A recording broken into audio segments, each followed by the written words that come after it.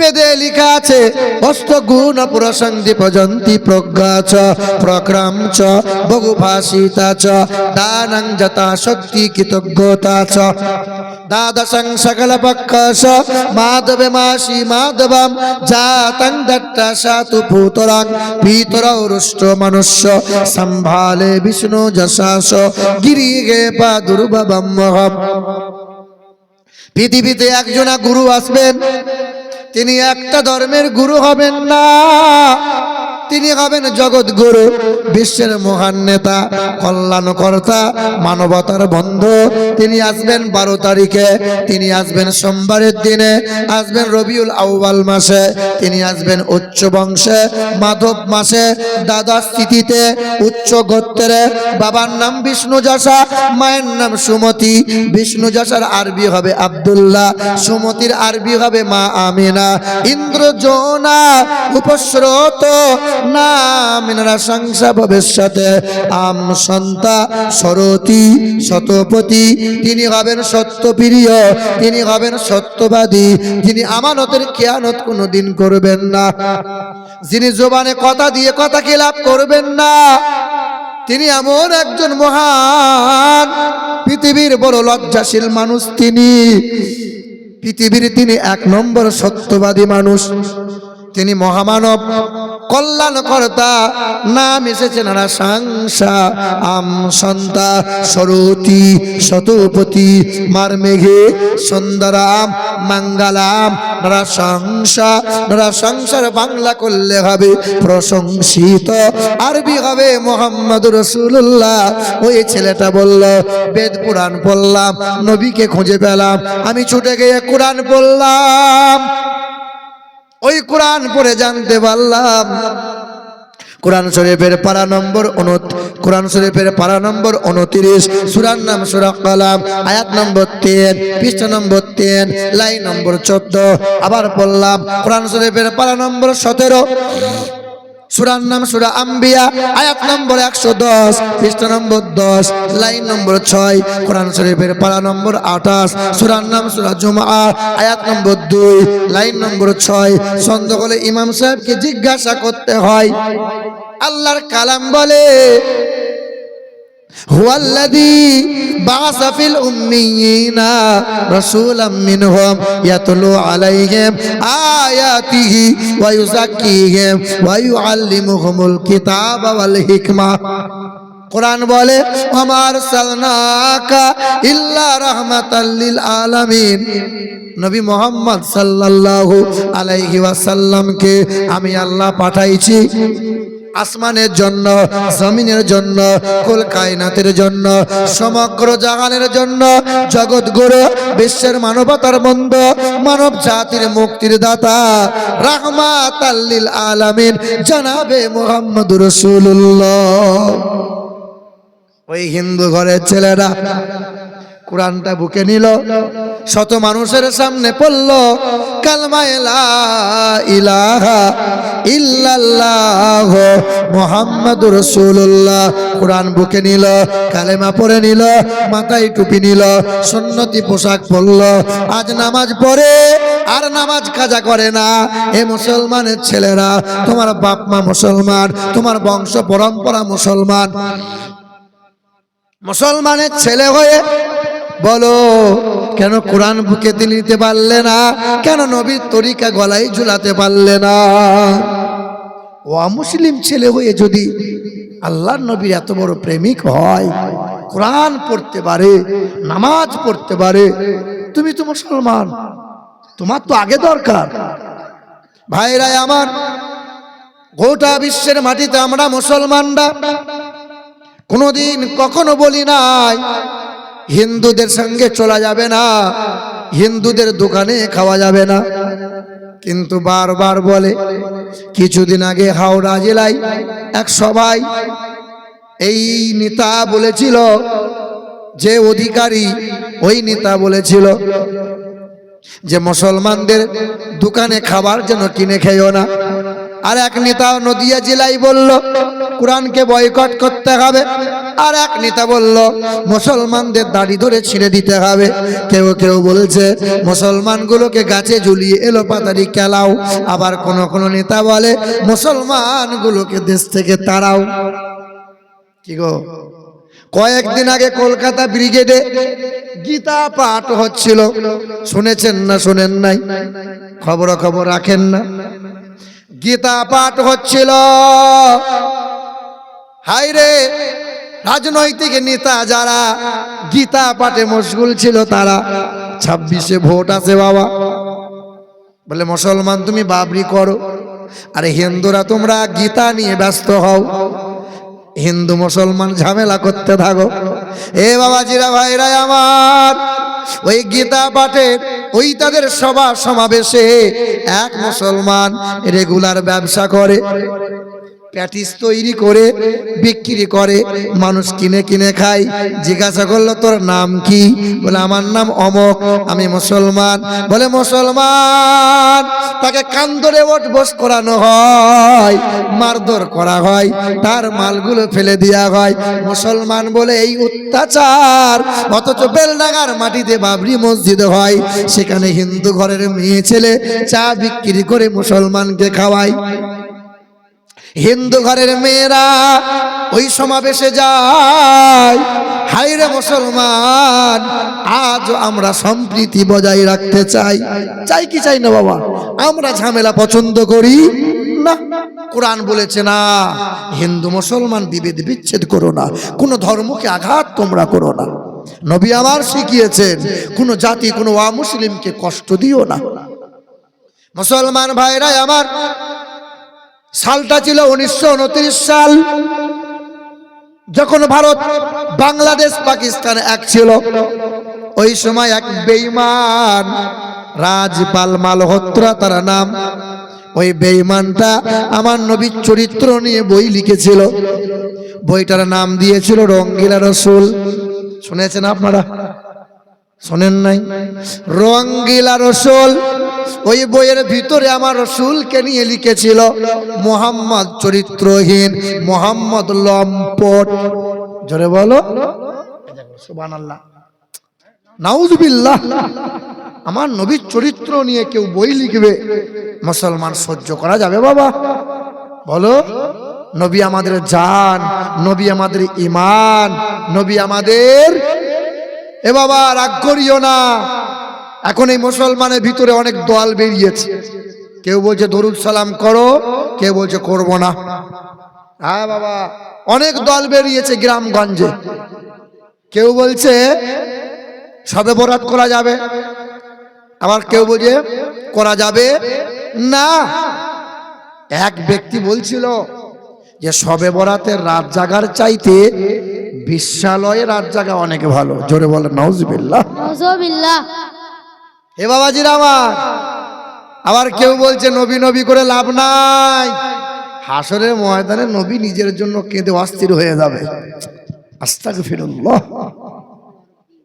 কেউ আবার বলছে কবরডাঙ্গায় গিয়ে এই মিনহা খলাকনাকুম এই দোয়া পড়ে আর মাটি দেওয়া যাবে না, এই দোয়া পুরাতন হয়ে গেছে।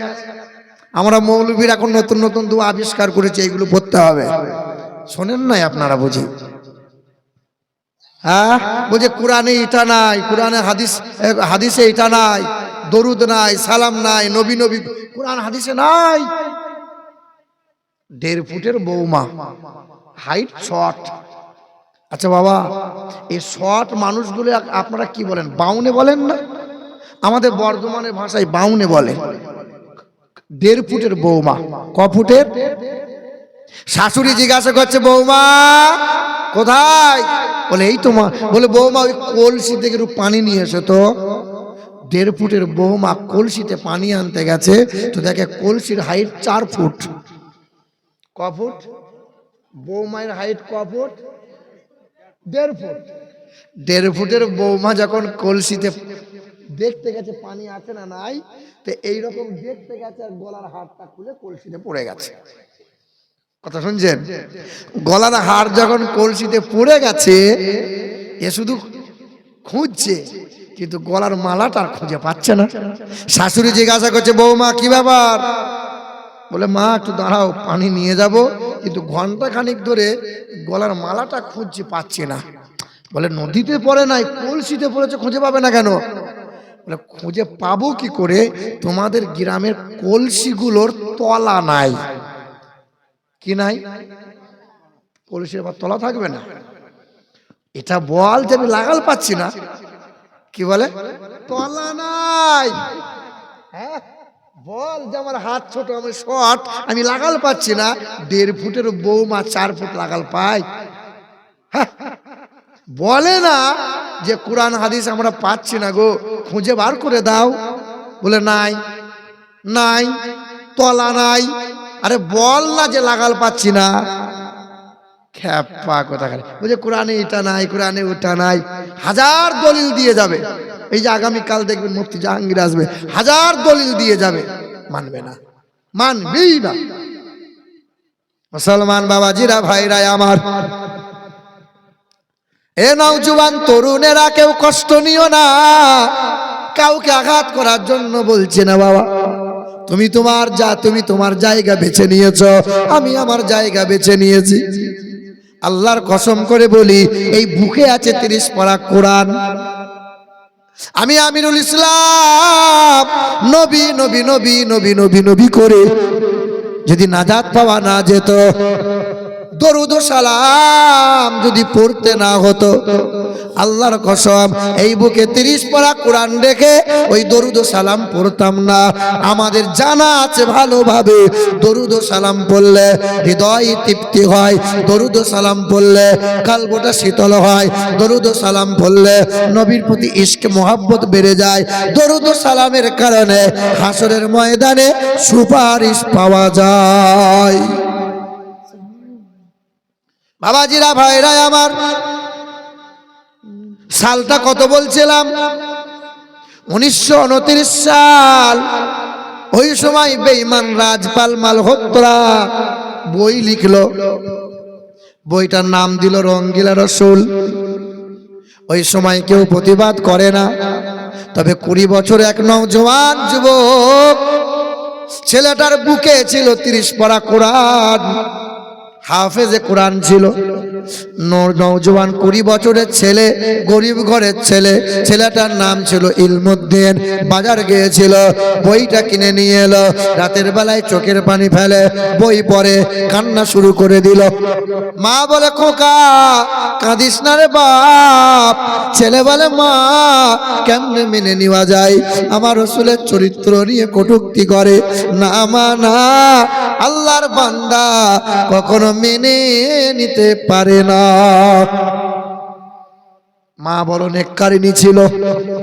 মাটি ভালো হলে গাছ ভালো হয়, গাছ যদি ভালো হয় অটোমেটিক ফলন হবে ভালো। মা যদি ভালো হয় বাচ্চা হবে ভালো। আমারও মা যেমন একজন মা, খাজা বাবার মাও তো একজন মা। আমি যখন ছোট্ট ছিলাম এদের মতো, এই বাচ্চাগুলোর মতো যখন মাদ্রাসায় পড়তাম, 1 মাস 2 মাস পর যখন বাড়ি ফিরে আসতাম, থাকতে চাইতাম, যেতে মন হতো না মাদ্রাসায়। তেমন মার, শিক্ষকদের মারের ভয়।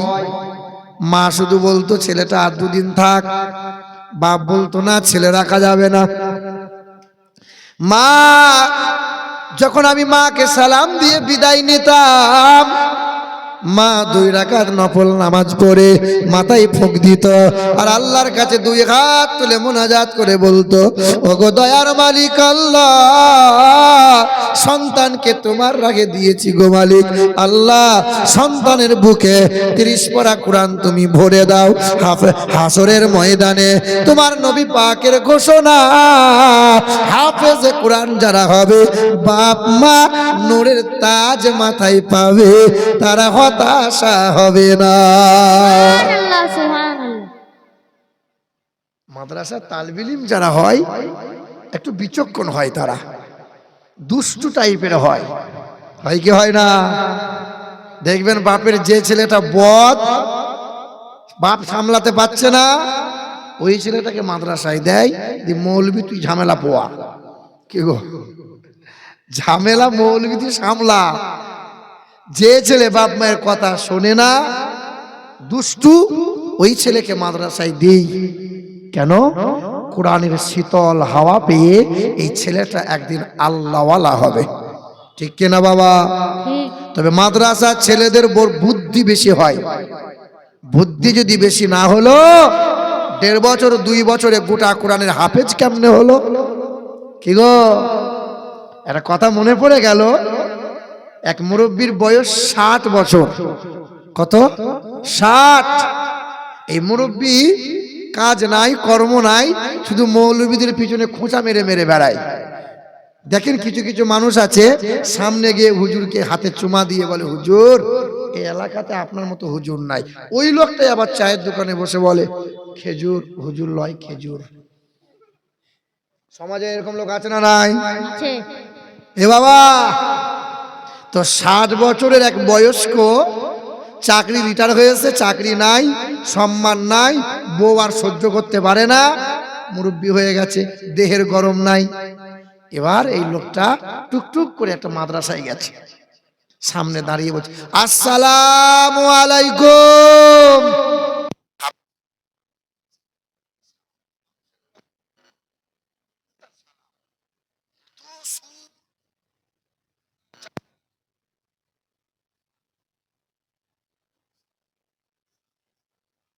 একটা প্রশ্ন আছে। বলে কি প্রশ্ন? বলে আমি যখন ঘর থেকে বার হলাম তখন আমার ঘড়িতে বাজে 8টা। এখন আপনার মাদ্রাসায় এসেছি, এখন আমার ঘড়িতে বাজে 10টা। হাফেজ সাহেব ছেলেগুলোকে পড়াচ্ছিল, 10 বছর 12 বছরের ছেলে সব কোরআন পড়ছে, ছেলেদের বিচক্ষণ বুদ্ধি। এ বাবা, তা আমার যদি বাড়ি থেকে আসতে মাদ্রাসায় 2 ঘন্টা সময় লাগে, বলো তো হাফেজ সাহেব আমার বয়স কত? তা হাফেজ সাহেব সাদাসিধে মানুষ, বলে আপনার বয়স আপনি জানেন। আপনার বয়স আমি কি করে জানবো? যারা আগে লেখাপড়া করেছেন, ক্লাস 3-তে না 4-এ একটা অঙ্ক আছে, পুত্রের বয়স এত হলে পিতার বয়স কত। আছে না নাই? এ বাবা জিরা ভাই রাম, এই যে অঙ্ক, এ কিন্তু এই হিসেব করে প্রশ্ন করেছে, আমার বাড়ি থেকে আসতে যদি 2 ঘন্টা সময় লাগে, আমার বয়স কত? আমার বয়স কত? তা হাফেজ সাহেব সাদাসিধে লোক, মাদ্রাসার তালিবে ইলমটা টুক করে হাত তুলেছে। বলে বাবা তুই কি বলবি? বলে হুজুর এর উত্তরটা আমি দেবো। তো দে। তো মাদ্রাসার তালিবে ইলম 10 বছরের ছেলে তখন বলছে, চাচা আপনার বয়স এখন 60 বছর। এই বয়স্ক মুরব্বী লোক চিন্তা করছে, এই বাচ্চা ছেলেটা জানলো কি করে? তালিবে ইলম ছেলে, তুই কি করে জানলি বাবা আমার বয়স এখন 60 বছর? কি করে জানলি বল না বাবা। তালিবে ইলমটা বলছে, চাচা কিছু মনে আপনি করিয়েন না। বলে না না, মনে কেন করবো, বল বাবা একবার বল, তুই জানলি কি করে যে আমার বয়স 60 বছর? তখন তালিবে ইলমটা বলছে, চাচা আমার বাড়িতে আমার একটা বড় ভাই আছে, তার বয়স এখন 30 বছর। কত বছর? কিন্তু আধ পাগলা। কত পাগলা? কত পাগলা? বয়স কত? আমি বসে বসে হিসেব করলাম, আমার বড় ভাইয়ের বয়স যদি 30 বছর হয়, আর হয় যদি আধ পাগলা, তাহলে ফুল পাগলা হলে বয়সটা কত হবে? কত হবে বাবা? তখন এই চিন্তা করছে, সব জায়গায় পাকামো করা যাবে, কিন্তু তালিবে ইলমদের সাথে চালাকি করা ঠিক হবে না। হে বাবা জিরা ভাইরা আমার, এরা আজকে বদমাইশ মনে হচ্ছে, তো কালকে দেখবেন কোরআন যখন বুকে তুলে নেবে, কোরআনের শীতল হাওয়া পেবে, একজন আল্লাহওয়ালা হয়ে যাবে। মুসলমান বাবাজিরা ভাইরা আমার, এ নওজোয়ান তরুণেরা, তোমাদেরকে সজাগ হওয়া লাগবে। আমাদের ছিল এক সোনালী অতীত, নাড়িয়ে দিতাম সব জালিমের ভিত। আমাদের ছিল এক সোনালী অতীত, নাড়িয়ে দিতাম সব জালিমের ভিত। আইন ছিল শুধু ইনসাফের, জুলুম রুখে দিতে হতো না দেরি। আমাদের সে অতীত হারিয়ে গেছে, আমাদের সে অতীত হারিয়ে গেছে। মাজলুম আজ তাই কেঁদে মরে, হারিয়েছি যা তা কি পাবো ফিরে। তুমি না জাগিলে তাকে ফিরাবে কে? ইয়া শাবাব ইস্তাইকে, ইয়া শাবাব ইস্তাইকে, হে যুবক জেগে ওঠো। নারে তাকবীর, নারে তাকবীর, নারে রিসালাত। পিছনে মানুষগুলো বলে না কেন? বলে মৌলবী বলবে আর আমরা বলবো? আমরা কি ঘাসে মুখ দিয়ে চলি? এ বাবা, আল্লাহর নামে ধ্বনি দেবেন, যত ধ্বনি দেবেন এই হাত এই মুখ কোনোদিন প্যারালাইসিস হবে না। মুসলমান নওজোয়ান তরুণেরা, ছেলেটার বয়স ছিল 20 বছর, সিনাই ছিল 30 পারা কোরআন, নাম তার ইলমুদ্দিন। আল্লাহর বান্দা ইলমুদ্দিন নওজোয়ান যুবক ছুটে এসে মায়ের পায়ে চুমা দিয়ে বলেছিল, ও মা তুমি দোয়া করো মা, মা বড় নেককারিনী, তাই তো সন্তান বলো আল্লাহওয়ালা। হে বাপ, তোমাদের পায়ে হাত রেখে বলছি বাবা, ছেলের বুকে কোরআন দাও, মোবাইলটাকে ছেলেকে দূরে সরিয়ে রাখো। আজ ছেলে মানুষ যদি করতে না পারো, কাল যখন তুমি বুড়া বুড়ি হবে, ওই ছেলে খেতে পড়তে দেবে না, ঘরে ঠাঁই তোমার জায়গা দেবে না। কিছু কিছু বাপ আছে, ছেলে একটু বড় হলো, টাকার বিনিময়ে ছেলে বিক্রি করে দিল। আছে না নাই? ওই আগের বছরে গজলটা বলেছিলাম যে ছেলের বিয়েতে টাকা নিচ্ছে যারা, আস্ত হারামখোর তারা।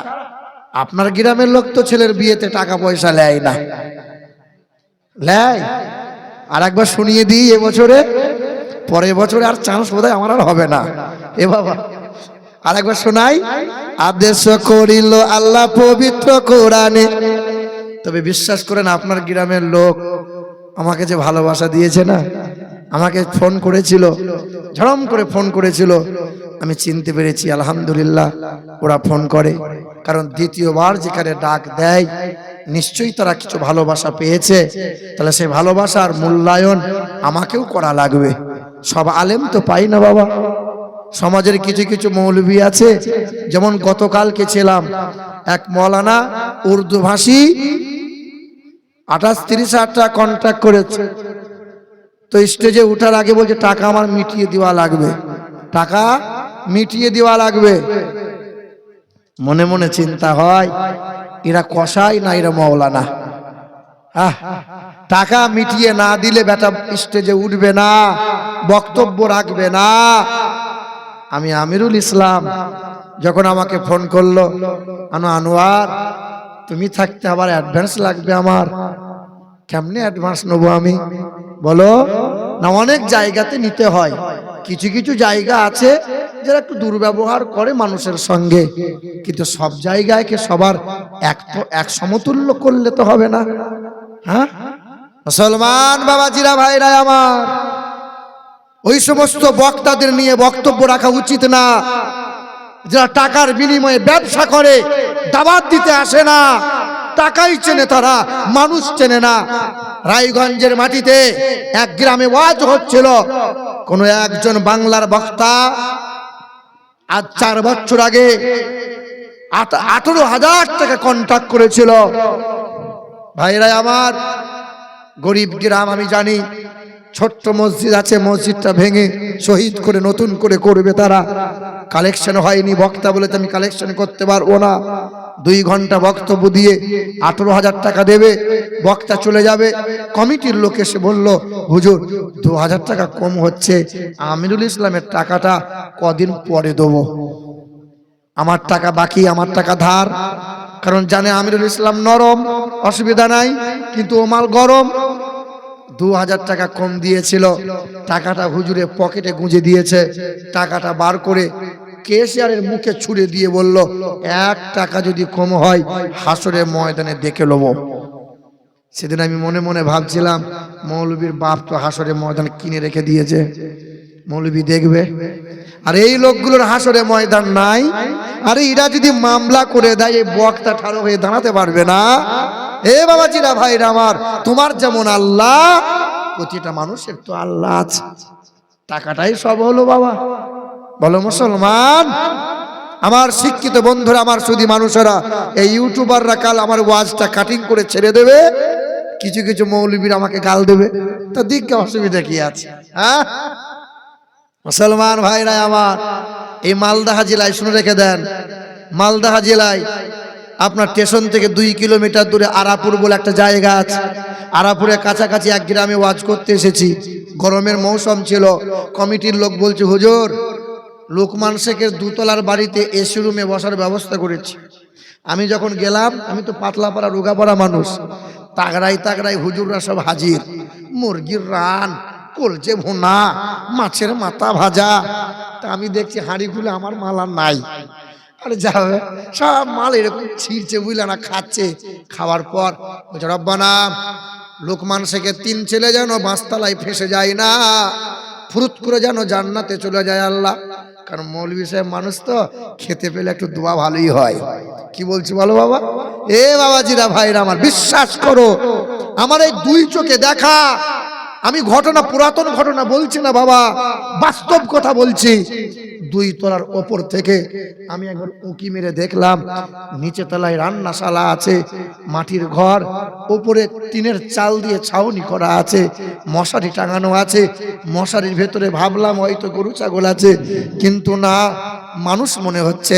ছুটে গিয়ে সালাম দিলাম, জিজ্ঞাসা করলাম, বাপ আপনি কে? বলে, আমার নাম লোকমান শেখ, আমার 3 ছেলে বাপ।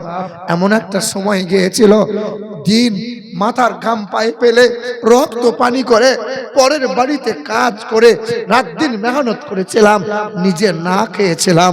ছেলেদেরকে কোনোদিন অনাহারে রাখি নাই, কষ্ট করে ছেলে মানুষ করলাম। 3 ছেলে বড় হলো, রাজমিস্ত্রি কন্ট্রাক্টরে কাজ করে, রোজগার করে 2 তলা বিল্ডিং করলো, 6টা রুম করেছে। 3 ছেলের বিয়ে দিলাম, 2টা করে ভাগ করে নিল। আমাদের বুড়ো বুড়ি, আমার বাপ মা, আমরা তখন আমার 3 ছেলে হাতটা ধরে বলল, বুড়ো বয়সে এই মার্বেলওয়ালা ঘরে শুলে ঠান্ডা লেগে যাবে, কদিন আর বাঁচবে, রান্নাশালায় চালাও।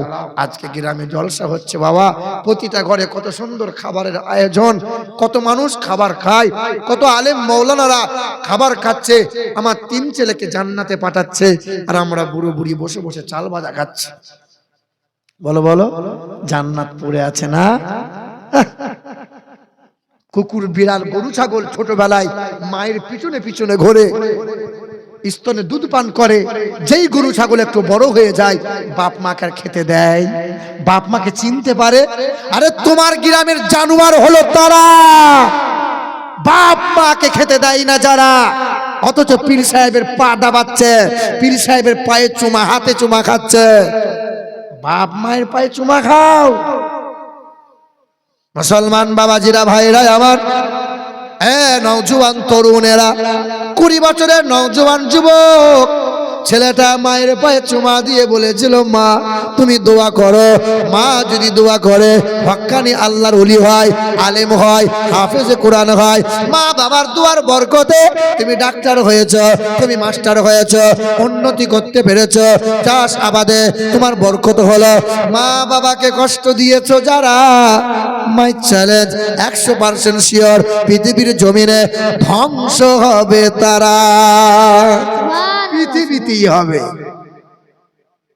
20 বছরের ছেলে বলল, মা তুমি দোয়া করো, ওই বেঈমানের সামনে আমি একাই যাব। বড় একটা ছুরি নিল, কোমরে কাপড়ের ভাঁজে লুকিয়ে নিল। মুসলমান বাবাজিরা, ভাইরা আমার, এ আমার মা বোনেরা, এ আমার নওজোয়ান তরুণেরা, 20 বছরের নওজোয়ান যুবক ছেলে মায়ের কাছে দোয়া নিয়ে পা পা করে দৌড়ে গেল। বেঈমান রাজপালের দরজার সামনে হাজির হলো।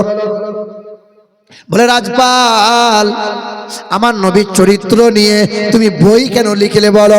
আমার নবীর চরিত্র নিয়ে কেন কটূক্তি করলে বলো?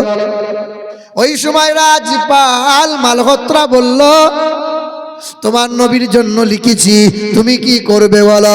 কোনো মুসলমান তো কেউ প্রতিবাদ করে না, তুমি 20 বছরের ছেলে, তোমার আবার এমন জ্বলন কেন ধরলো বাবা? বেশ করেছি, লিখেছি। আল্লাহর বান্দা ইলমুদ্দিন ছুরিটা বার করলো, রাজপালের বুকের মধ্যে গেঁথে দিল। রাজপাল মারা গেল, নওজোয়ান যুবকটাকে গ্রেফতার করে নিল, জেলে বন্দি করে দিল। আল্লাহর বান্দা ইলমুদ্দিনের বিরুদ্ধে ফাঁসির অর্ডার হয়ে গেল। যেমন ফাঁসির অর্ডার হয়ে গেল আল্লাহর বান্দা ইলমুদ্দিনের, ওই যে 1929 সাল অক্টোবর মাসের 31 তারিখে দুপুর জোহর নামাজ বাদ ফাঁসি হবে। ফাঁসির অর্ডার যেমন দিয়েছিল, ফাঁসি হবে, তো ফাঁসির মঞ্চে দাঁড়িয়েছে। ফাঁসির মঞ্চে যেমন দাঁড়াইলো, জিজ্ঞাসা করলো, নওজোয়ান, শেষ তামান্না তোমার কি বলো? বলে আমার শেষ ইচ্ছা হলো, আমার বুকে আছে 30 পারা কোরআন, আমি একবার কোরআনটাকে চুমা দিতে চাই। কারণ কোরআন পড়লে স্বভাব, কোরআন ছুঁইলে স্বভাব, কোরআন দেখলে স্বভাব, কোরআনে হাত বোলালে স্বভাব, কোরআন পড়লে যেমন স্বভাব, কোরআন শুনলে তেমন স্বভাব, কোরআনে চুমা দিলে তেমন স্বভাব। আল্লাহর বান্দা কোরআনে চুমা দিল, ফাঁসির মঞ্চে দাঁড়িয়ে গেল, কালো কাপড়টা পরিয়ে দিল, গলায় দড়িতে ফাঁস দিল, জাল্লাদের হাতে সময় হয়ে গেল, দড়িতে টান দিয়ে দিল। আল্লাহর বান্দা ইলমুদ্দিনের চেহারাটা ঝুলে গেল, লাশ হয়ে বাড়ি চলে গেল। লাশ যখন বাড়ি নিয়ে যাওয়া হয়, গোসল দেওয়া হয়, ওই নওজোয়ান যুবকটার গোসল দেওয়া হয়, সুগন্ধ লাগানো হয়, কর্পূর লাগানো হয়, কাফন পরানো হয়। লাখ লাখ মুসলমানেরা জানাজায় হাজির হয়ে গেল, সবার চোখ দিয়ে বেয়ে বেয়ে চোখের পানি পড়তে লাগলো। হায়, আমাদের মুসলমানদের ইমান বাঁচিয়ে দিয়ে গেল, আমাদের মুসলমানদের ইমান বাঁচিয়ে দিয়ে কবরবাসী হয়ে গেল। সবাই কবর দেয়, কবরের পাশে গিয়ে সবাই চোখের পানি ফেলে দোয়া করে, আল্লাহ এই নওজোয়ানটা ইসলামের জন্য জীবন দিল, আল্লাহ কবরটা জান্নাতের বাগান বানিয়ে দাও, আল্লাহ কবরে জান্নাতি হাওয়া, জান্নাতি মেওয়া তুমি দান করে দাও। ছেলেটার কবর হয়ে গেল, 1 মাস কেটে গেল, 2 মাস কেটে গেল, 3 মাস পার হয়ে গেল। আল্লাহ, আল্লাহর কসম করি, বিল্লাহি আল্লাহর কসম করি, 3 বার বলি বাপ, আল্লাহর কসম, ইতিহাস সাক্ষ্য দেয়, প্রশাসন হাজির হলো, 5 জনকে কবরে নামিয়ে দিল। বলে কবরে মাটি সরা, লাশ ওঠানো হবে, লাশ তদন্ত করা হবে। এ নওজোয়ান যুবক, তোমাদেরই মতো যুবক ছেলে, 20 বছরের ছেলেটা কবরবাসী হয়ে আছে। 5 জন কবরে মাটি সরাতে লাগলো, লাশ ওঠানো হবে। লাশ যখন ওঠানো হয়, আল্লাহর বান্দা ইলমুদ্দিনের কাপনে কাপনে ময়লা হয় নাই, চেহারার চামড়াগুলো ফেটে যায় নাই, লোম চুলগুলো পড়ে যায় নাই। আল্লাহর বান্দা ইলমুদ্দিনের লাশ ওঠানো হলো, সবাই কবরের মাটি পকেটে নিয়ে ভরে। জিজ্ঞাসা করা হলো, সবাই একে একে কবরের মাটি কেন নাও? ইতিহাস সাক্ষ্য দেয়, এই নওজোয়ান এমনই ছিল নবীর প্রেমিক, এমনই আল্লাহর বড় পেয়ারা বান্দা ছিল। তাই তো আল্লাহ পাক জান্নাতের খুশবু এমন দান করেছিল, চেহারাতে সুগন্ধময় করেছিল, তার জান্নাতের খুশবুতে কবরের মাটি পর্যন্ত খুশবুদার হয়ে গেল। কবরের মাটি পর্যন্ত খুশবুদার হয়েছিল। কবরের মাটি মুসলমান পকেটে ভরছিল, এত সুগন্ধময়, যে সুগন্ধ দুনিয়ার বাজারে পাওয়া যায় না। এ যুবক, তুমি মুসলিম, তুমি মহাবীর, আতঙ্ক তুমি বাতিলের, বাঘের মতো গর্জে ওঠো, কোমর ভেঙে দাও জালিমের। তুমি মুসলিম, তুমি মহাবীর, আতঙ্ক তুমি বাতিলের, বাঘের মতো গর্জে ওঠো, কোমর ভেঙে দাও জালিমের। নতুন করে এঁকেছে ওরা নীল নকশা ষড়যন্ত্রের, দিবানিশি বিভোর ওরা বিজয় থামাতে দিনের। ওরা জানে না আমাদের ইতিহাস, আমরা সৈনিক রসুলের। তুমি মুসলিম, তুমি মহাবীর, আতঙ্ক তুমি বাতিলের। আল্লাহ হুম্মা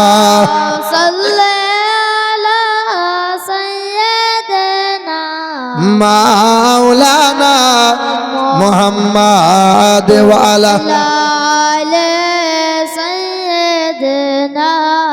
মাওলানা মুহাম্মদ। এ মুসলমান বাবাজিরা, ভাইরা আমার, কষ্ট নিয়েন না। ওই যে আদিনা বলে একটা মসজিদ আছে, ওই আদিনার মসজিদটা কুরআনের ওসিলায় মসজিদ হয়েছে। মালদা জেলায়, আপনার জেলায় এক বাদশাহ শাহ সেকেন্দার, শুনেছেন আপনারা? শাহ সেকেন্দার বানিয়েছিল মদিনার নকল করে আদিনা। ওই বাদশার পেটে অসুখ হয়েছিল, পেটের যন্ত্রণা ভালো হয় না। ডক্টরি কবিরাজি কম করে না। বাদশাহ শাহ সেকেন্দারের পেটের অসুখ কেমনে ভালো হবে? একজন ফকির বান্দা দেখা করতে এলো। বাদশা কেমনে আস? বলে আমাদের বাদশা ভালো নয়, পেটের যন্ত্রণায় অস্থির হয়ে যায়। আল্লাহর ফকির বান্দা বলল, আমি এক ঔষধের ঠিকানা পেয়েছি, বাদশা যদি সেবন করতে পারে জনমের মতো রোগ ভালো হয়ে যাবে। তাড়াতাড়ি চলেন বাদশার কাছে। ওই তখন ফকির বান্দাকে নিয়ে যাওয়া হলো, বাদশার দরবারে হাজির করানো হলো। বাদশা বলে, বলো ফকির, কি এমন ঔষধ পেয়েছো বলো? বলে, আমি রাতের বেলায় স্বপ্ন দেখেছি, কোন একজন নুরানি চেহারা নিয়ে আমাকে এসে বলতেছিল, আমাকে এসে শোনাইতেছিল, যা বলে আই সেকেন্দারকে। তাই আমি দৌড়ে এলাম, স্বপ্ন যোগে দেখলাম কোন একজন সন্তানকে, অবিবাহিত নওজোয়ান যুবককে যদি জবাই করে কলিজা বার করে ওই কলিজা সেদ্ধ করে এ বাদশা শাহ সেকেন্দার যদি পানিটা পান করতে পারেন জনমের মতো রোগ ভালো হয়ে যাবে। কিন্তু শর্ত হলো ওই ছেলেটা হতে হবে হাফেজে কোরআন। ওই ছেলেটা হতে হবে হাফেজ। ইতিহাস বলছি। আল্লাহর ফকির বান্দা সেকেন্দারকে যেমন শোনাইলো, বাদশার সেকেন্দারের মাথায় হাত পড়ে গেল। কোন মা দেবে তার ছেলেকে? কোন মা কোন সন্তানকে দেবে যে ছেলেকে জবাই করে কলিজা বার করব? তবুও বাদশা শাহ সেকেন্দার চেষ্টা করতে কম করে নাই। যাও, চলে যাও, মালদা জেলা ঘেটে নাও, দিনাজপুর যাও, কোচবিহার জলপাইগুড়ি যাও, মুর্শিদাবাদ বর্ধমানের দিকে যাও। প্রজারা চতুর্দিকে খোঁজাখুঁজি লাগলো, কোনো মা সন্তান দেয় না। কয়েক মাস কেটে গেল, ওপার বাংলা গেল। বাংলাদেশের পাবনা বলে একটা জেলা আছে। এই কথা বলিস না বাবা। পাবনা বলে একটা জেলা আছে। ওই পাবনা জেলায় এক এতিম বাচ্চা, 19 বছর বয়স, নওজোয়ান ছেলে। ছেলেটা হাফেজে কোরআন, বাবা নাই, চাচার কাছে লালিত পালিত হয়। গোপনে গোপনে চাচা খবর পেয়ে টাকার বিনিময়ে ছেলেটাকে বিক্রি করে দেয়। ছেলেও জানে না, মা জানে না যে আমি বিক্রি হয়ে গেছি। চাচা বলে, খোকা ভারতে পাঠাইও, তোমাকে লেখাপড়া করতে হবে। মা দোয়া করে আমার ছেলে যেন বড় আলেম হয়, আমার ছেলে যেন অনেক উন্নত করে, আল্লাহকে যেন রাজি খুশি করে নিতে পারে। মা দোয়া করে, চোখের পানি ফেলে ছেলেকে বিদায় দেয়। দুইজন প্রজা ওই এতিম বাচ্চা হাফেজে কোরআনকে নিয়ে মালদায় হাজির হয়ে গেল। শাহ সেকেন্দারের কাছে দাঁড় করাইল। ও বাদশা শাহ সেকেন্দার, এই নিয়ে এসছি, দেখেন হাফেজে কোরআন, এতিম ছেলে, বড় নুরানি ফুটফুটে সন্তান। বলে, ঘরে বন্দি রাখো। ঘরে বন্দি করে দিল। বলে, যা চাইবে তারে তাই দাওয়াত।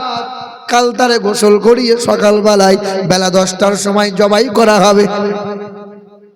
সেকেন্দার ছেলেকে জবাই করবে, কিন্তু ছেলে জানে না আমার জবাই। মহিলা খাবার নিয়ে এসে বলেছে, বাবা জনমের মতো খেয়ে নে, কাল থেকে আর খেতে পাবি না। কারণ জানিস না বাবা, কাল থেকে জবাই করবে তোরে। ওই বাদশাহ শাহ সেকেন্দারের দরবারে জবাই হবে। আল্লাহর বান্দা 19 বছরের ছেলে, চোখের পানি দরদর করে গড়িয়ে গেল, কোরআন তেলাওয়াত শুরু করে দিল, মালিকের দরবারে দোয়া করতে লাগলো, ও দয়ার মালিক আল্লাহ, মরণের ভয় পাই না, একদিন তো মরা লাগবে। ছোট বলো, বুড়া বলো, যুবক বলো, নওজোয়ান বলো, আল্লাহ তোমার ডাকে সারা দেওয়া লাগবে। ফাইদা জা আজালুহুম লা ইস্তাখিরুনা সাতাও ওয়া লা ইস্তাকদিমুন। ছোট বলো, কালো বলো, ফর্সা বলো, গরিব বলো, ধনী বলো, আমি আল্লাহর ডাকে সারা দেওয়াই লাগবে। কখন কোন সময় ডাকবো আমি আল্লাহ জানাবো না। হঠাৎ করে মালাকুল মাউত ফেরেশতা হাজির হবে, ওই সময় বাহানায় কোনো কাজ করবে। এই তো কয়েকদিন আগে কলকাতা খিদিরপুরে বাসের ড্রাইভার বসে আছে বাবা, গোটা বাস প্যাসেঞ্জার ভরে গেছে, টাইম হয়ে গেছে, কন্ট্রাক্টর বারবার বাড়ি দেয়, বাস ছাড়ে না। ছুটে গিয়ে যখন গায়ে হাত দেয়, ড্রাইভার তখন ঘুমিয়ে গেছে। এ ঘুম সেই ঘুম নয়, এটা হলো জনমের ঘুম, মানে ইন্তেকাল হয়ে গেছে। এই বীরভূম রামপুরহাটের সন্নিকটে এক জায়গায় রেশন দিচ্ছিল, রেশন লম্বা লাইন আছে, কেউ আটা নেবে, কেউ চাল নেবে, আহারে লম্বা লাইন। রেশনওয়ালা দোকানদার রেশন দিচ্ছিল, হঠাৎ করে রেশনওয়ালা ঘুমিয়ে গেল। 3 দিন আগে বাংলাদেশের এক বক্তা ওয়াজ করছিল, ওয়াজ করতে করতে ঝিমিয়ে গেল। আহারে আল্লাহর বান্দা আলেম, হাজার মানুষের জনতার সামনে ইন্তেকাল। আমি যে কথা বলছি এখন ইন্তেকাল হবে না বলতে পারবো বাবা? কার কখন মরণ হবে? যুবকরা বলে বুড়োরা তো আগে মরবে। কারা আগে মরবে গো? হ্যাঁ, যুবকরা। কার কখন মরণ হবে কেউ বলতে পারবো আমরা? মায়ের কোলে মা বসে আছে, বাচ্চা নাই, দাদু বসে আছে, পুতা নাই। আজকে মরলে কালকে 2 দিন, পরের দিন কেউ কাঁদবে না। যাদের জন্য করলা কামাই, মরলে তারা চিনবে না। আজকে মরলে কালকে 2 দিন, পরের দিন কেউ কাঁদবে না। যাদের জন্য করলা কামাই, মরলে তারা চিনবে না।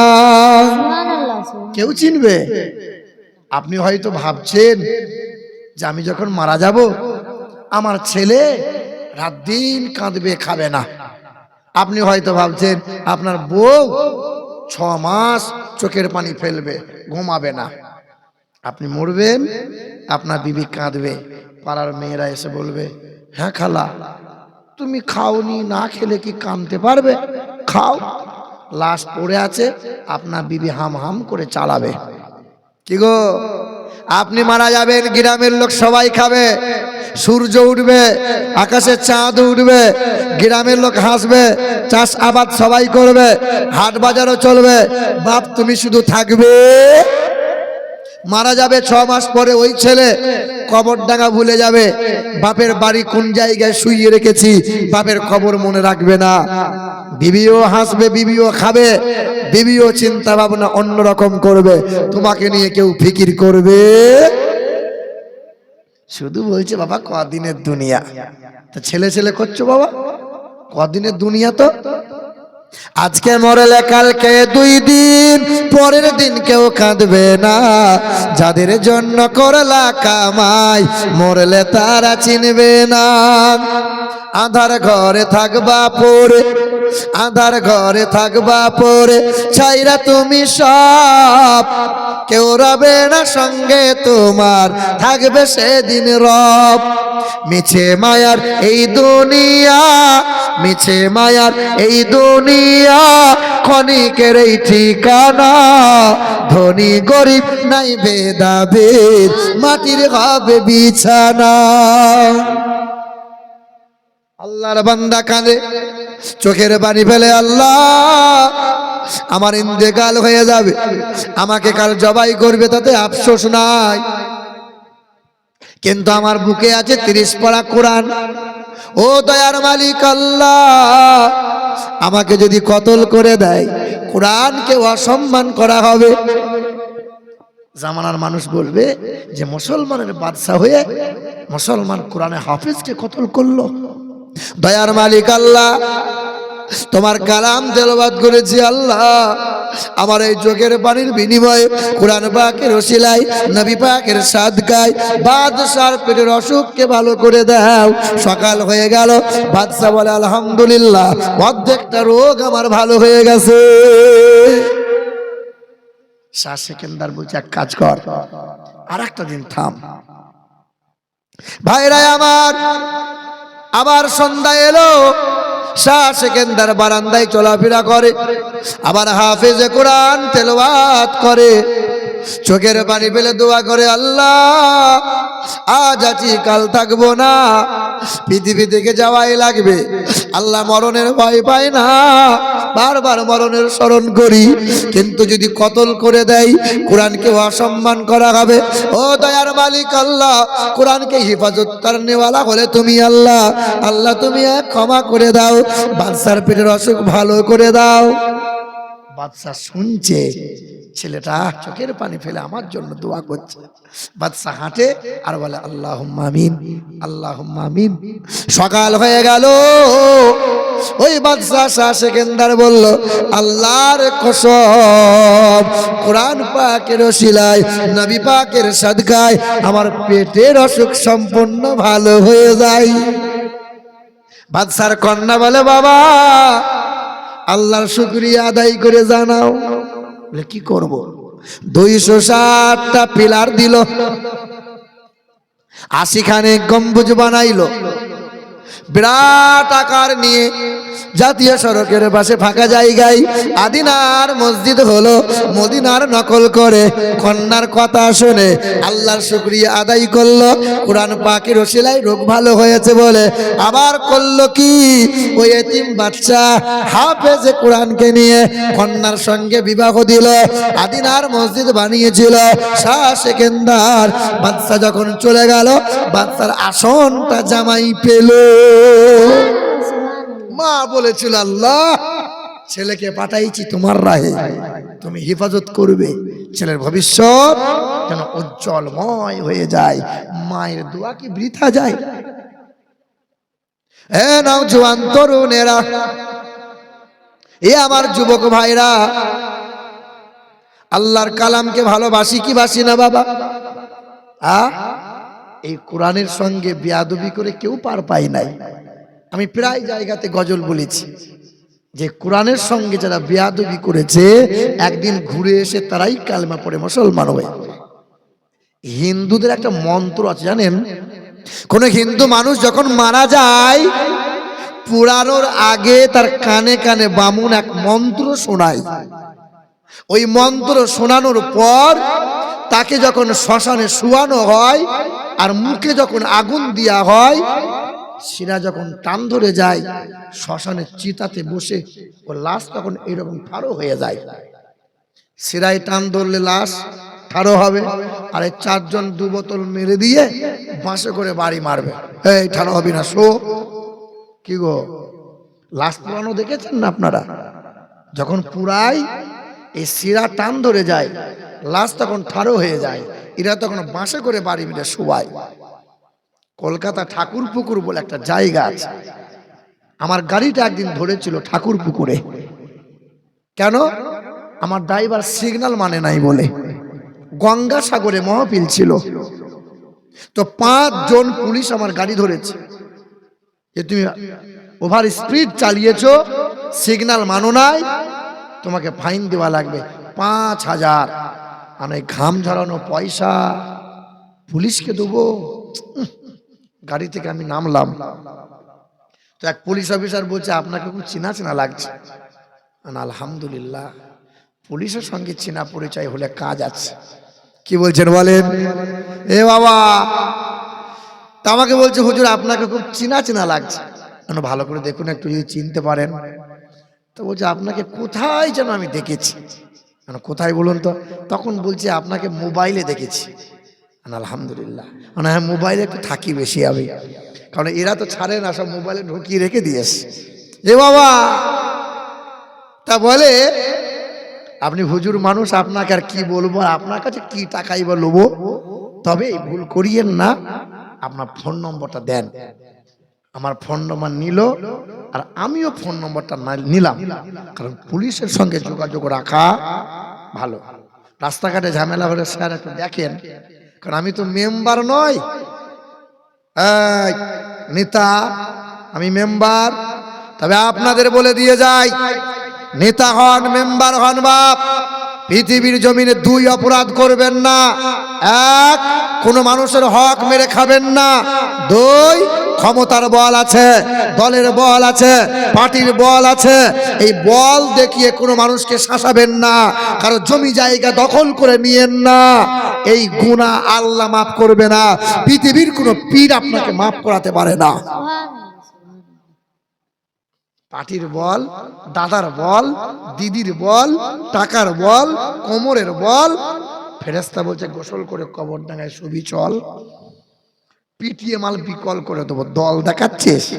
হ্যাঁ গো, কবরে যাওয়ার পরে যদি বলে ফেরেশতা আমি কংগ্রেস করি, এই আমি টিএমসি, ফেরেশতা ভয় পেয়ে যাবে। বলো কি বলছো? আপনার গ্রামের ইমাম সাহেব বলে বা আমিরুল ইসলাম বলো, কবরে যাওয়ার পরে যদি বলা হয় ফেরেশতা আমি মুফতি সাহেব, আমার 4টে ডিগ্রি আছে, ফেরেশতা বলে ঠিক আছে, ভয়ে পালাচ্ছে, পালাবে, বলে ডিগ্রি রাখ, আছিলা করে ছিলবো, তুই একবার আয়। মুসলমান, কি কথা বলছিলাম? পুলিশ অফিসার ফোন নম্বর নিল, আমিও নিলাম। ভাইরা আমার, পরের দিন সকালবেলায় 10টার সময় ফোন দিল, 40 মিনিট কথা হতে হতে হয়ে গেল। বারবার শুধু একটা কথাই বলে, আপনাদের নিয়ম নীতি বড় ভালো। কোনটা?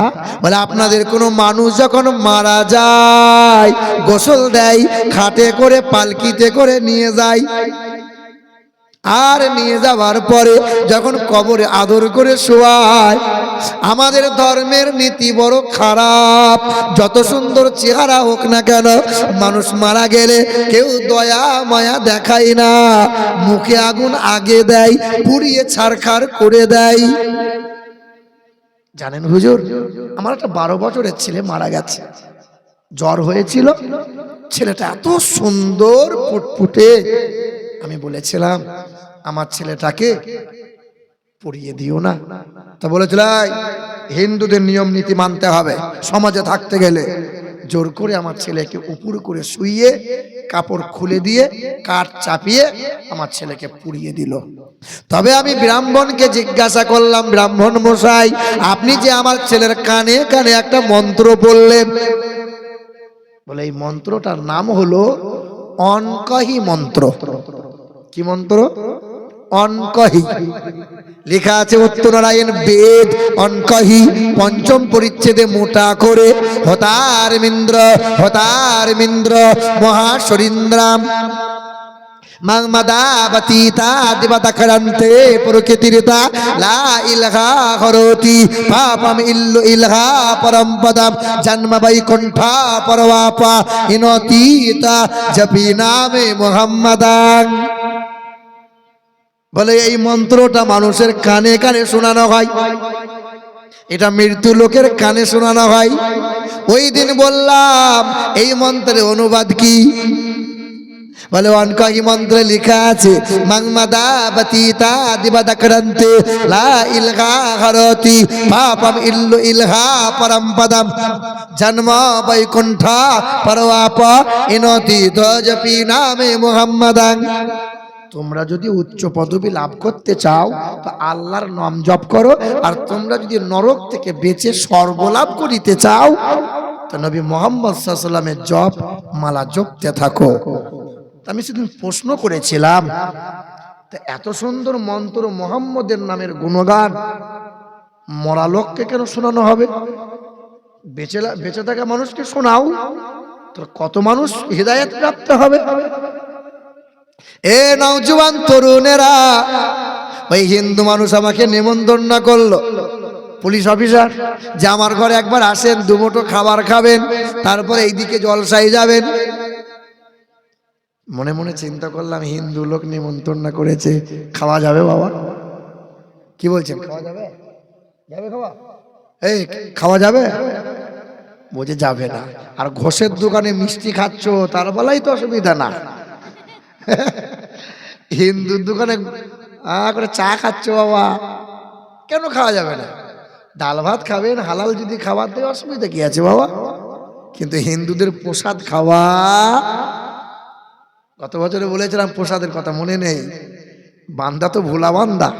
প্রসাদ খাওয়া কেন যাবে না বলেন? কেন যাবে না? কি এমন দেওয়া থাকে যে প্রসাদ খাওয়া যাবে না? কি দেওয়া থাকে? হ্যাঁ, কি দেওয়া থাকে? এই দেখো পেশাব। তাহলে এক আমার সামনে কথা বলতে গেলে ভেবে চিন্তে বলতে হবে বাবু। এ বাবা, এক বালতি যদি ফল থাকে, বাপ শোন, এক বালতি ফল কেটেছে, ওরা প্রসাদ বানাবে, দিয়ে 2 ফোঁটা গরুর পেশাব এরকম ছিটিয়ে দিয়েছে। তাহলে এই 2 ফোঁটা পেশাব যদি ওপরে ছিটানো হয়, তলা দিকে কি যাবে? তলা দিকে যদি না যায়, তাহলে তলাকার মাল খাওয়া যাবে তো? ওটা কথা লয় রে বাপ। ইয়া দেবী সর্বভূতে শান্তি রূপে আং নমস্তুতেস্যৈ নমঃ নমোহা। দেব দেবীর নামে উৎসর্গ হয় তাহা, অমাউহিল্লা বিহি লিগাইরিল্লাহ, মুসলমানদের জন্য হারাম। কিন্তু আপনি করলেন কি? ওই আব্দুর রহিম পোল্ট্রির দোকান করেছে, এই আব্দুর রহিম পেশাব করে পানি নেয় না, দে ছুরিটা আমাকে দে। আপনি তো জানেন না ছুরি কাল ধার দিয়ে নিয়ে আসছে, একদম চকচক করছে, পাকামো করে ছুরিটা নিয়ে পোল্ট্রির মুরগিতে বিসমিল্লাহি আল্লাহু আকবার যেই চালিয়েছেন, দেখেন মাথা বা হাত সর্বনাশ। হয় কি হয় না বাবা? হয় কি হয় না? তা আপনি করলেন কি? এই মাথা কাটা মুরগিটা নিয়ে বাড়ি চলে গেলেন। তখন জরিনার মা বলছে, হ্যাঁ গো, এই মাথা কাটা মুরগি জামাইকে খাওয়াবে? বলে, খেপি, কেউ দেখতে পাইনি, টাকা দিয়ে কিনেছি, ফেলে দেবো? রান্না হলো, জামাইও খেলে, তুমিও খেলে। প্রশ্ন হলো, এই মাথা কাটা মুরগি খাওয়া যাবে বাবা? খাওয়া যাবে? খাওয়া যাবে? দেখেন হুজুর, খাওয়া যাবে রে বাপ। কেন? বিসমিল্লাহি আল্লাহু আকবার বলে আপনি হালাল করেছেন, ওটা হারাম হবে।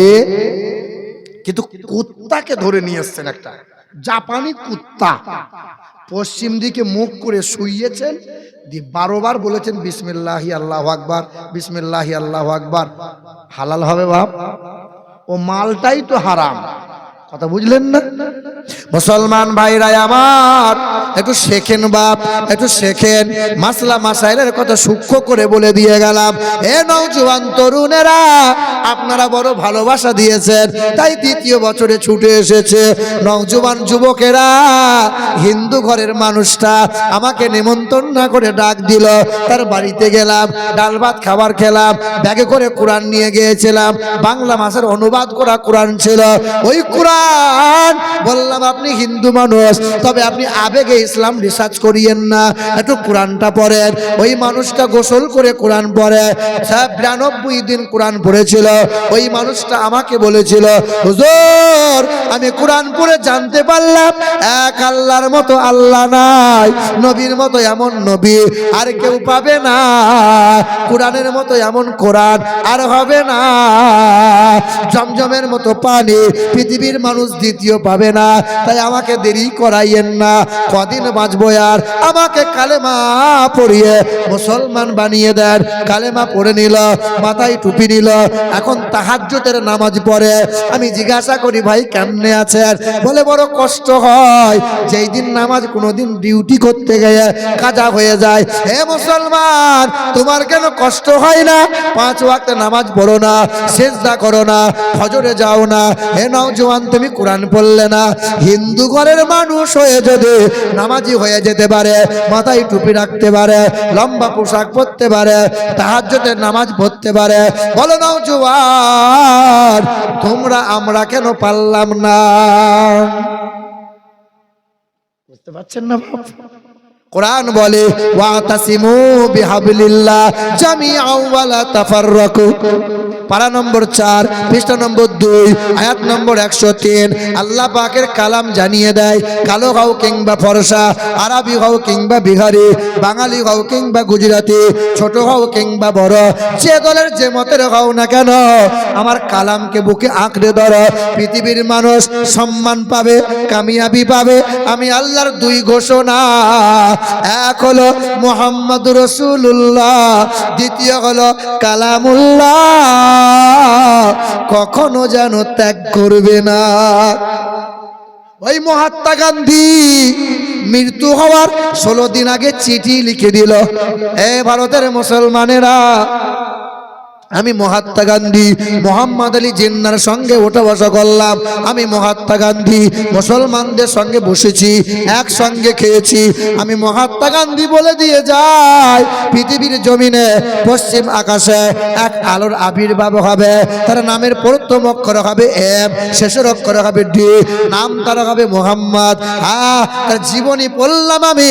মুসলমানরা যদি ওই নবী মোহাম্মদ রাসূলুল্লাহর আদর্শ গলায় ঝুলিয়ে নিতে পারে, পৃথিবীর জমিনে মুসলমান জাতিকে কেউ মারতে পারবে না।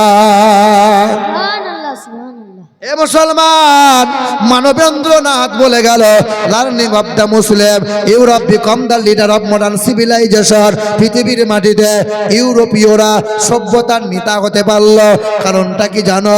কারণ হলো মুহাম্মদুর রাসূলুল্লাহর শিক্ষা নিয়ে তারা এগিয়ে গেল, তাই সভ্যতার নেতা হলো ইউরোপীয়রা।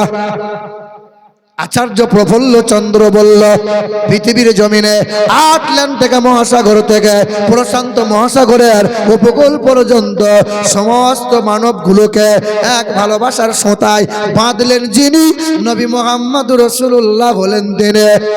ওই যে বিশ্বকবি রবীন্দ্রনাথ ঠাকুর বোলপুর শান্তিনিকেতন থেকে 6 কিলোমিটার দূরে আমার বাড়ি।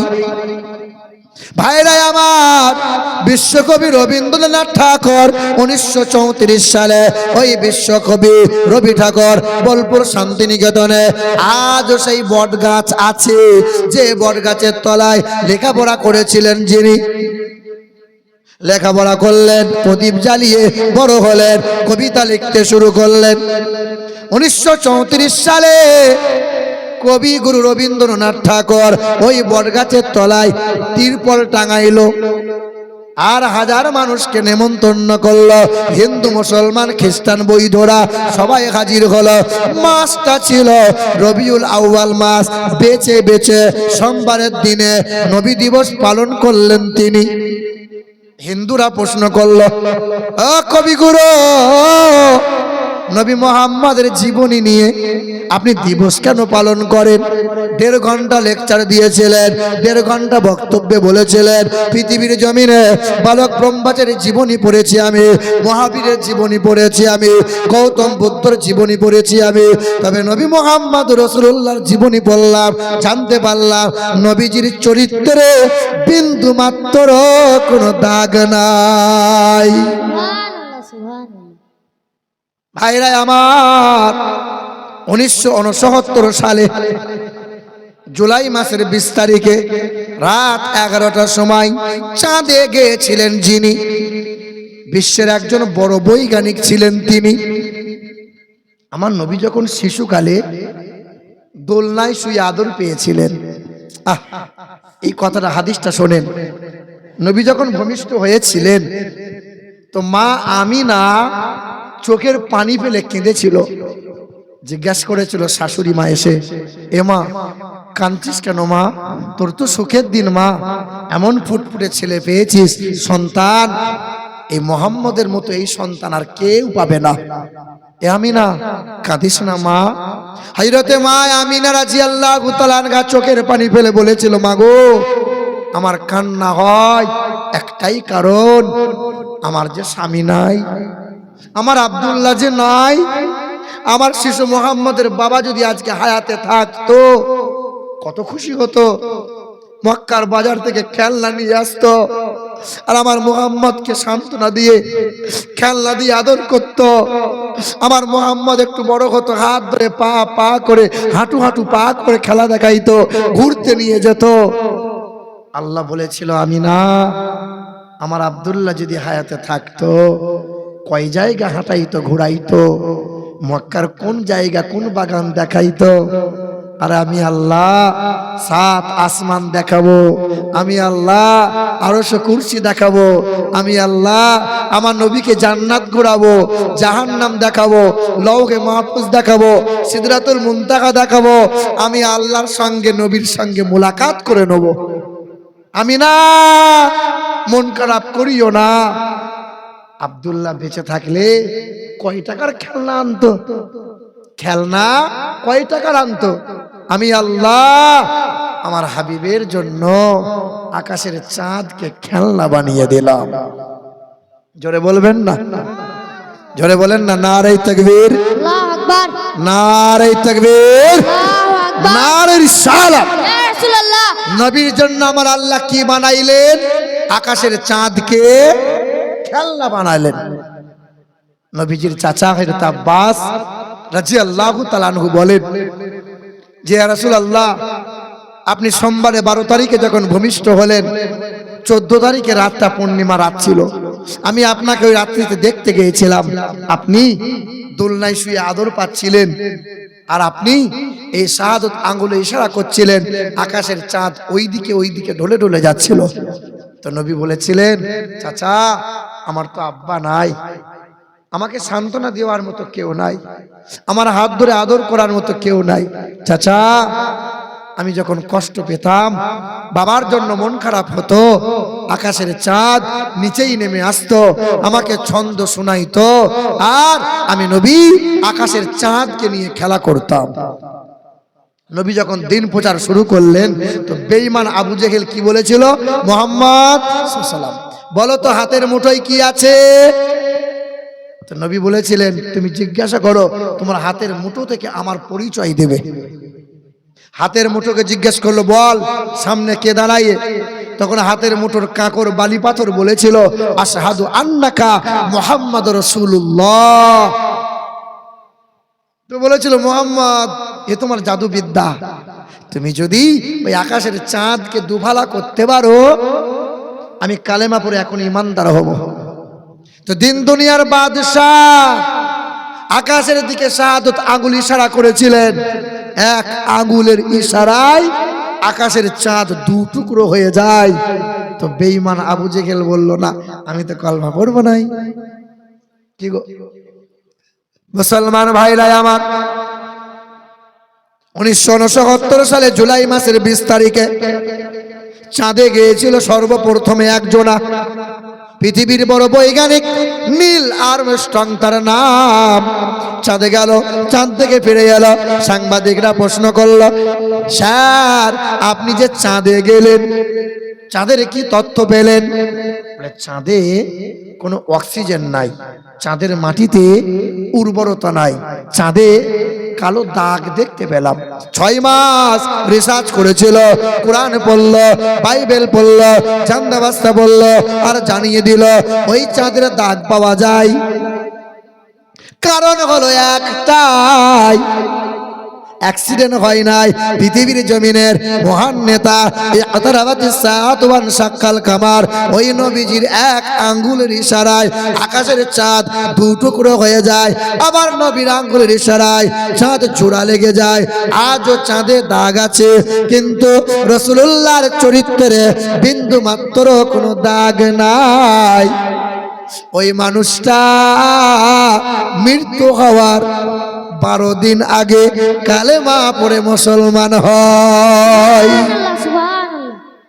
এবার শেষ কথা, শেষ ওয়াজ, মন দিয়ে শোনেন, সব ভুলে যান, তবে এইটা কিন্তু মনে রাখবেন, আল্লাহর নবীর বয়স 61 বছর 2 মাস। বলেন জেনে থাকলে নবীর বয়স কত? 61 বছর। নবীজি কাঠের চৌকিতে বসে আছেন, নবীজির চেহারায় সাদা রঙের চাদর জড়ানো আছে। আল্লাহ রাসূল ডাক দিয়ে বলছেন, আয়েশা।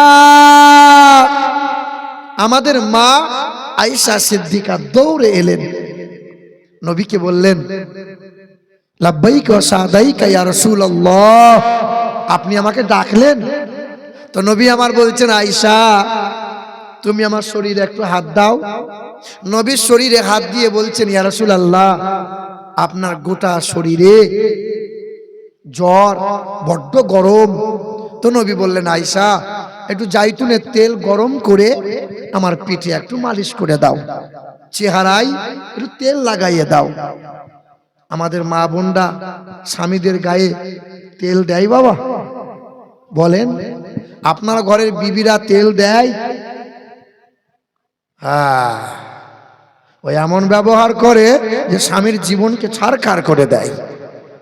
হিজাব পরে লম্বা, বোরখা পরে বড়, স্বামীকে তুই তুকারি করে, আবার স্বামীকে ভাষা খারাপও করে। আবার কথায় কথায় বলে, আমার স্বামী ভালো নয়, আমার স্বামী ভালো নয়। যে বাড়িতে মহিলারা স্বামীকে সন্দেহ করছ, যে বাড়িতে মহিলারা রাত দিন স্বামীকে তুই তুকারি করছ, যে বাড়ির মহিলারা স্বামীদের সঙ্গে ভাষা খারাপ করছ, দুর্ব্যবহার করছ, আর স্বামীকে আঙুল তুলে কথা বলছো, যারা জাহান্নামে ওই মহিলারা যাবে তারা, কারণ স্বামীর সিবাই জান্নাত পাবে। আমার মা বোনেরা খুব ধ্যান দিও, নামাজ পড়ছো, তাহাজ্জুদের কোরআন পড়ছো, বোরখা পড়ছো, স্বামীর সঙ্গে দুর্ব্যবহার করো না। ভাইরা আমার, আল্লাহর নবীর চেহারায় মা আয়েশা তেল লাগাবেন, তেলটা গরম করে নিয়ে এসছেন। মুরব্বী বাপ যারা, এই হাদিসটা শোনো বাপ, আমার বাপ তুল্য মানুষ যারা বসে আছো, মা আয়েশা সিদ্দিকা তেলটা গরম করে নিয়ে নবীজির পিঠের কাছে দাঁড়িয়ে বলছেন, ইয়া রাসূলুল্লাহ, আপনার চাদরটা একটু তুলে ধরেন। এই জায়গায় নবীজি এইভাবে চাদরটা তুলে ধরেছেন, আর মা আয়েশা তেলটা ডান হাতে নিয়ে নবীজির পিঠে লাগাতে যাবেন, আর চেহারাটা দেখে মা আয়েশা হাতটা গুটিয়ে নিয়েছেন। তো নবী বলছেন, আয়েশা তুমি তেল এখনো লাগাওনি? বলে, ইয়া রাসূলুল্লাহ, বড় অবাক হয়ে গেলাম আপনার চেহারা দেখে। ইয়া রাসূলুল্লাহ, আপনার চেহারা বড় নুরানি, কিন্তু এই চেহারায় কখনো কি ঘা হয়েছিল? কখনো কি বসন্ত হয়েছিল? কখনো কি পক্স হয়েছিল গো রাসূল? আপনার চেহারা খাল খাল, গর্ত গর্ত, ঘায়ের দাগ দেখা যায়। তো নবীজি সেদিন কেঁদে বলেছিলেন, আয়েশা এই চেহারার দাগ কোনো ঘা বসন্তের দাগ নয়, আয়েশা এই দাগ তায়েফের বেঈমানদের মারের দাগ। তায়েফ শহরে গিয়েছিলাম, তায়েফ বাসীর সামনে বলেছিলাম, লা ইলাহা ইল্লাল্লাহ আনা রাসূলুল্লাহ। তায়েফের নিষ্ঠুররা বলেছিল, মুহাম্মদ মরতে তুমি তায়েফ শহরে এলে, ছোটবেলায় লালিত পালিত হালিমার ঘরে হলে, আর বড় হয়ে নিজেকে রসুল বলে দাবি করতে এলে, বেরিয়ে যাও মুহাম্মদ, এখানে মরে গেলে মাটি দেওয়ার লোক পাবে না।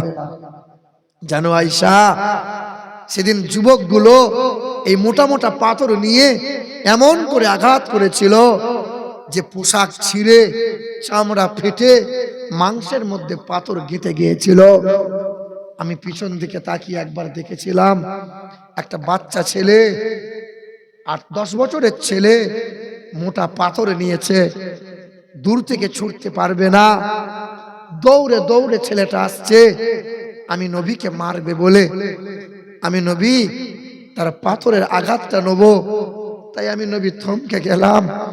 বেঈমানটা পাথর চতুর্দিকে ছুড়ছিল, এই বাচ্চা ছেলেটা কাছাকাছি এসে পাথরটা আমার শরীরে আঘাত করলো, সামলাতে না পেরে বাচ্চা লটকে পড়ে গেল। সবাই পাথর চড়ে ছুটে গিয়ে চাদরে করে আড়াল করেছিলাম আর বললাম, তাইফের যুবকরা, তোরা এইভাবে পাথর মারিস নে, মারছিস আমাকে মার, তোদের ঘরের নাবালক বাচ্চা মারা যাবে। জানো আয়েশা, কিন্তু কারো মনে দয়া হয়নি, কারো মনে মায়া হয় নাই। মেরে মেরে আমাকে বেহুশ করে ফেলে দিয়েছিল ওরা। মুসলমান বাবাজিরা, ভাইরা আমার নওজোয়ান তরুণেরা, তুমি কোথায় ছিলে বাবা? ওয়াজ শেষের দিকে, বাপ 2.5 ঘন্টা প্রায় হতে চললো। ও তো জানে না যে আগে আগে হুজুরকে উঠিয়ে দেবে। ভাইরা আমার, আল্লাহর রাসূল আমার বলছেন, আয়েশা, এই চেহারার দাগ কাল হাসরের ময়দানে আমি মহান মালিকের সামনে পেশ করব। আল্লাহ বলবেন, হাবিব, এই চেহারার দাগগুলো আপনি দেখাচ্ছেন আমাকে, আপনি কি মামলা করতে চাইছেন? বলেন, আপনি কি নালিশ করতে চাইছেন? সেদিন আমার রাসূল, আপনার নবী, আমার নবী কাঁদবেন আর বলবেন, আল্লাহ, কোনদিন কারো বিরুদ্ধে বদদুয়া করি নাই, কারো বিরুদ্ধে মামলা করি নাই। আল্লাহ, আজও মামলা করতে চাইছি না, তবে আমার উম্মত গুলো বড় দুর্বল, এই উম্মত গুলোকে আল্লাহ জাহান্নামে ফেলে দিও না। আল্লাহ সেদিন বলবেন, হাবিব, এই উম্মতের জন্য সারা জীবন কাঁদলেন, আজও উম্মতের জন্য হাসরের ময়দানে কাঁদছেন। আপনার এই উম্মত গুলোকে আমি আল্লাহ বাঁচিয়ে নেব, তবে আপনার উম্মতের আমল নামা আপনি একবার দেখেন, তারপরে আপনি কাঁদবেন। আমার আপনার চরিত্র আমল নামা নবীজির সামনে পেশ করা হবে। কোরআন শরীফে এসেছে 5 পারা 3 নম্বর পৃষ্ঠার শেষের আয়াত, ফাকাইফা ইযা জিনা মিন কুল্লি উম্মাতিন বিশাহিদ ওয়া জিনা বিকা আলা হাউলা শাহিদা। হাবিব, আপনি একবার দেখেন, সেদিন আমার আপনার চরিত্র আমল নামা দেখার পর নবী বলবেন, হায় উম্মত, হাসরের ময়দানে আজ আমার উঁচু মাথা তোমরা নিচু করে দিলে। এই উম্মত, আজ আমার উঁচু মাথা তোমরা নিচু করে দিলে। কি নিয়ে এলে তোমরা? সুদ, লটারি, জুয়া, হারাম, সিজদা নাই, নামাজ নাই, তেলাওয়াত নাই, নবীর প্রতি দরুদ নাই, আমার প্রতি ভক্তি ভালোবাসা নাই। কি নিয়ে আসলে তুমি বলো? আমি তো কম মার খাই নাই, তোমার জন্য তো আমি চোখের পানি কম ফেলি নাই, তোমার একটু কি আমার প্রতি মায়া হলো না? উম্মত, মুসলমান, ওই নবীর চোখের পানিটা মুছানোর জন্য, হায় নবী সারা জীবন। আর একটা হাদিস আপনারা শোনেন, একদিন নবী আসরের নামাজ পড়তে মসজিদে গেছেন, আর মা আয়েশা সিদ্দিকা দরজার কাছে দাঁড়িয়ে আছেন। নবী আসবেন নামাজ পড়ে, নবীকে ধরে কিছু বলবো, কিন্তু নবী আসছেন না। মাগরিব হয়ে গেল, মা আয়েশা দৌড়ে বাড়িতে নামাজটা পড়ে আবার দরজার কাছে দাঁড়িয়ে আছে, নবী কখন রাস্তা দিয়ে যাবে। মাগরিব বাদ নবী আমার পা পা করে এলেন। তখন মা আয়েশা দেখতে পেয়ে নবীকে বললেন, আসসালামু আলাইকা ইয়া রাসূলুল্লাহ, আসসালামু আলাইকা ইয়া হাবিবাল্লাহ। নবীজির কদমটা থমকে গেল, সালামের জবাবটা দিল, চেহারাটা ঘুরিয়ে দেখে বিবি আয়েশা ডাক দিল। আয়েশা কি মনে করে? বলে, ইয়া রাসূলুল্লাহ, ইন্তেজার করে দাঁড়িয়ে আছি, একবার কাছে আসেন, দুটো কথা বলবো। নবী বলছেন, আয়েশা, আজকে নয়, তোমার ঘরে যেদিন পালি হবে তোমার উরুতে মাথা রেখে শোবো, সব কথা শুনবো। না ইয়া রাসূলুল্লাহ, দুটো কথা বলবো, বেয়াদবি করব না, আপনার সেবা করব না, প্রেম নিবেদন করব না। আসেন না ইয়া রাসূলুল্লাহ। তো নবী আমার সামনে পা বাড়িয়ে গেলেন, বলছেন, আয়েশা, কি চাইছো বলো। বলে ইয়া রাসূলুল্লাহ, কথা দুটো বড় গোপন কথা। নবী বলছেন এইখানেই বলো। না, একবার ঘরে চলেন। নবীজির হাতটা ধরে মা আয়েশা ঘরে নিয়ে গেলেন। আম্মা জান আয়েশা ছুটে গিয়ে দরজা বন্ধ করে দিলেন, জানালাটা বন্ধ করে দিলেন। আম্মা জান আয়েশা নবীজির সামনে দাঁড়াইলেন, বুকের কাপড় খুলে দিয়ে কাপড়টা সরিয়ে নবীজির হাতে তুললেন। ইয়া রাসূলুল্লাহ, ইয়া হাবিবাল্লাহ, আমি আয়েশার কাপড়টা একবার দুই নয়নে দেখেন। বুকের কাপড় সরিয়ে নবীকে দিয়েছেন। তো নবী আমার কাপড়টা খুলে খুলে দেখছেন, আমার আয়েশার কাপড় এমন ভাবে ছেঁড়া যে কাপড়টার পরা যায় না। বলো আয়েশা, কি দেখাইতে চাইছো? আম্মা জান আয়েশা বলেন, ইয়া রাসূলুল্লাহ, ইয়া হাবিবাল্লাহ, আমি আয়েশার একটাই কাপড়, দ্বিতীয় কোনো কাপড় নাই, এমন করে ছিঁড়ে গেছে গো নবী, এই কাপড় আর পরা যায় না। আমার জন্য যদি আর একটা কাপড়ের ব্যবস্থা করে দেন, আমি আয়েশার বড় ভালো হয়। নবী বলছেন, আয়েশা, এই সময় তুমি কাপড় চাইছো? আমি উম্মতির চিন্তায় চিন্তিত হয়ে তোমার ভাবনাকে আমি বলে ত্যাগ করেছিলাম। আয়েশা, এই সময় চেয়েও না, আর কয়েকটা দিন পর আমি তোমার কাপড়ের ব্যবস্থা করে দেব। আয়েশা ওই মদিনার সারি সারি খেজুর গাছ দেখতে পাও? হ্যাঁ ইয়া রাসূলুল্লাহ। বলে আয়েশা খেজুরের পাতা নিয়ে, খেজুরের শিরাগুলো নিয়ে কাপড়টা সেলাই করে কয়েকটা দিন চালাইয়ে নাও। আমাদের মা আম্মা জান আয়েশা আমার নবীর সামনে মাথা নত করে বললেন, ইয়া রাসূলুল্লাহ, আপনার বিবি আয়েশা খেজুরের পাতা নিয়ে এসেছে, কাপড় সেলাই করবে বলে বুকের কাপড় সরাইতেছে, জানালা দরজা বন্ধ করে দেয়। আয়েশা যখন জানলা দরজা বন্ধ করে দেয়, আয়েশার গোটা ঘরটা অন্ধকার হয়ে যায়। ইয়া রাসূলুল্লাহ, অন্ধকারে আর কাপড় সেলাই করা সম্ভব হয় নাই। বলে আয়েশা, একটু প্রদীপ জ্বালাতে পারো তো, বাতি জ্বালাতে। আম্মা জান আয়েশা কাঁদে আর বলে, ইয়া রাসূলুল্লাহ, আমি আয়েশার ঘরে প্রদীপ জ্বালানোর মতো তেল নাই। আল্লাহ রাসূল বলছেন, আয়েশা, আমি আমার উম্মতির কথা ভাবতে ভাবতে আয়েশা তোমার ভাবনাকে ত্যাগ করেছিলাম।